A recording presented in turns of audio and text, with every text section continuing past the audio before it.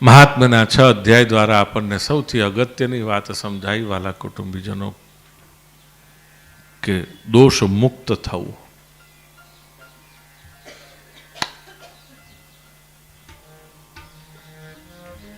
Free થવાનું છે, evil free થવાનું છે. પણ અહીંયા તો કેવલ દોષ નહીં, દોષ અને ગુણ બધાથી મુક્ત થવાનું છે, ફ્રી. બધી વસ્તુથી ફ્રી થવાનું છે. એનું નામ મહાત્મ્ય, શ્રીમદ ભાગવતનું 6 અધ્યાયમાં આપણને આ રીતે તૈયાર કરે છે, પ્રિપેર કરે છે કે આપણે બધાથી ફ્રી થઈ જઈએ. ફ્રી થવું કોને નથી ગમતું? બધાને ગમે છે. છોકરાઓ નથી આપણે આમ ધક્કે પંચે 150 કરીને બસ બેટા બસ તારું આ ભણવાનું પતી જાય ને 10માનું બોર્ડ પતી જાય એટલે પછી તું ફ્રી, તું તાર રમ્યા કર ને કોણ ના. પછી તો પાછું આગળ ચાલુ થાય. 11મું બોર્ડનું સાયન્સ લીધું કે કોમર્સ લીધું પછી એ પ્રમાણે ચાલુ થાય. બસ આ તારું 12મું બોર્ડ પતી જાય એટલે પછી તું ફ્રી. પછી તારી ડિગ્રી ચાલુ થાય એટલે કે બસ આ થોડુંક જ છે ને, હવે બે બોર્ડ તો બે પતી ગયા. આ તારી ડિગ્રી પતી જાય એટલે પછી તું ફ્રી.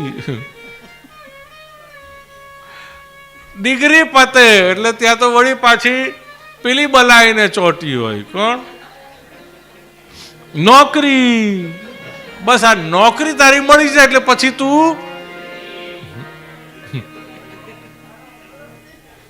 નોકરીનું પતે ના પતે ત્યાં પેલી રાહ જોઈને બેઠી હોય. કોણ રાહ જોતી હોય? બસ એ છોકરી તને મળી જાય પછી અમે ફ્રી. પણ એ તો એનો જ માયલો જાણતો હોય કે હું ક્યારે ફ્રી થઉં છું.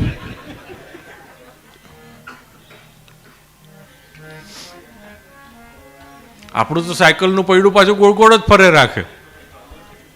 બસ લગ્ન થઈ જાય એટલે પછી અમે ગંગા ના આયા.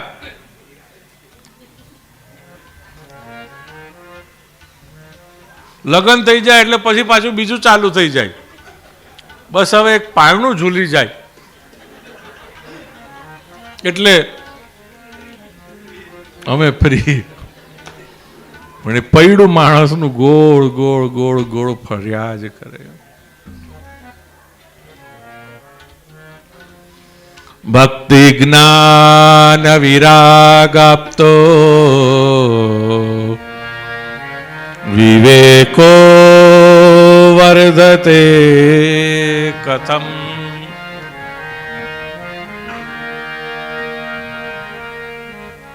બહુ સુંદર પ્રશ્નો છે વાલા કુટુંબીજનો. 6 અધ્યાયને માટે એક પ્રશ્ન છે અને એ આપણા જીવનના એક દોષમાંથી આપણને મુક્ત કરે છે, ફ્રી.